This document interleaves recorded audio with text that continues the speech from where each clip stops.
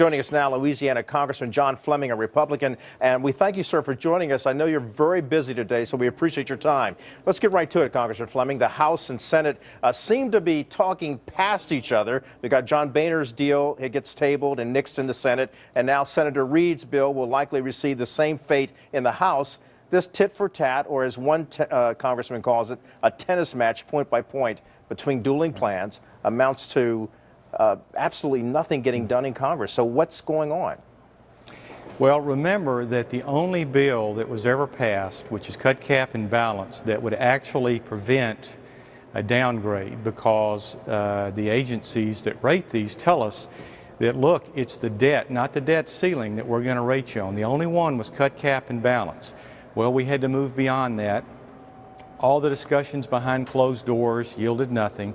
So now we're doing a series of test votes to see, Kelly, where we are. Where are the votes going to be? And while it's a dirty process, it's definitely making sausage. Hopefully it'll get us to a point where we can get a resolution to this by August 2nd or soon after. Congressman, do you, in your honest gut feeling, believe that is even possible at this point? It's going to be very difficult, because we have the most conservative House of Representatives in history, and we have the most left-wing liberal Democrat members of Congress, both in the House and the Senate, and also in the White House. So I would say the divide is greater than ever. It's a philosophical divide. Republicans want to begin slowing and stopping the spending and cutting it all together and get us on a glide path back to a balanced budget.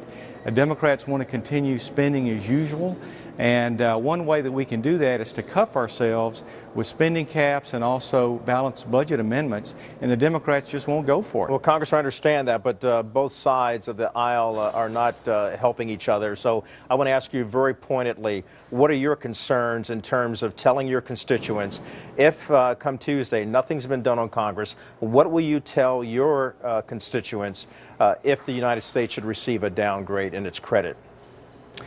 Well, I think if it comes, it's not going to necessarily come on August 3rd. And in fact, even if we get a deal by August 3rd, I think it's very possible we're going to get a downgrade anyway, because again, it's the overall debt to GDP, not the debt ceiling issue, that's going to get us there. We're going to make the interest payment, so that's not an issue.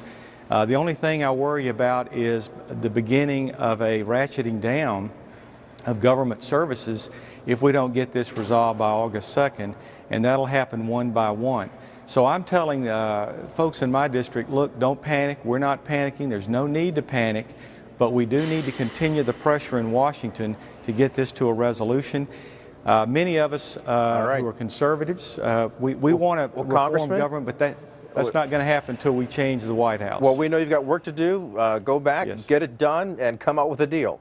Compromise or otherwise, just get it done. Congressman John Fleming from Louisiana, thank you for joining us. Have a good day, sir.